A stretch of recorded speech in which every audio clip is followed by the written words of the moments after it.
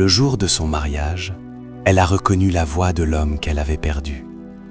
Tout le monde souriait autour d'elle. Les chants résonnaient, les tambours vibraient et les femmes dansaient sous le soleil.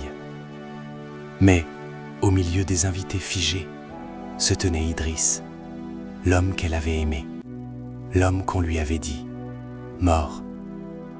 1 an plus tôt, on lui avait annoncé qu'il n'était jamais revenu d'un voyage, disparu, sans trace, sans explication. Aïcha avait pleuré, lentement.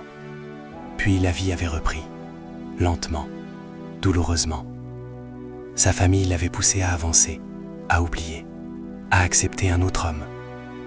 Et aujourd'hui, elle était là, prête à épouser quelqu'un qu'elle respectait, mais qu'elle n'aimait pas. Idriss s'approcha doucement. Son regard n'avait pas changé. « Je ne suis jamais parti de mon plein gré », dit-il calmement. Le silence était total. Même le vent semblait s'être arrêté.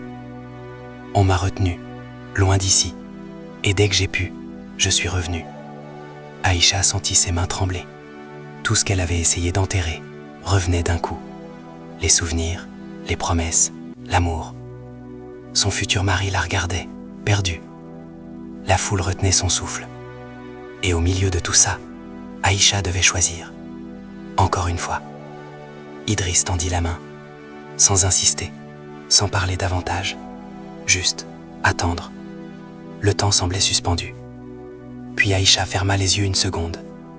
Et quand elle les rouvrit, tout était clair. Elle retira lentement ses bijoux de mariage, les posa au sol, et sans dire un mot, elle avança, vers lui. Parce que certaines histoires ne meurent jamais vraiment. Elles attendent juste le bon moment pour revenir.